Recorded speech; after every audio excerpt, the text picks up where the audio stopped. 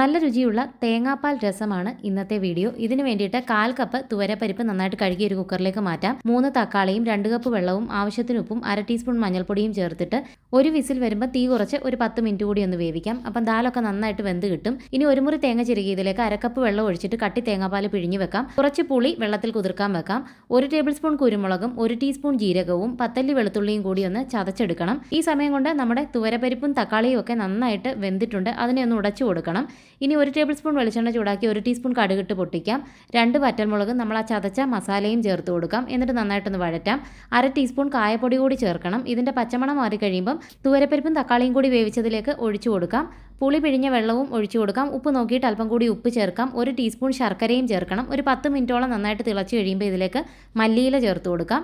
ഈ ഗ്ലാസ് പാത്രത്തിൻ്റെ ലിങ്ക് വേണ്ടവരെ ഒന്ന് കമൻറ്റ് ചെയ്താൽ മതി. നന്നായിട്ടൊന്ന് തിളച്ച് കഴിയുമ്പോൾ നമ്മൾ ആ പിഴിഞ്ഞ് വെച്ച തേങ്ങാപ്പാലും ഒഴിച്ചു കൊടുക്കാം. ഒന്ന് തിളച്ച് കഴിയുമ്പോൾ തീ ഓഫ് ചെയ്യാം.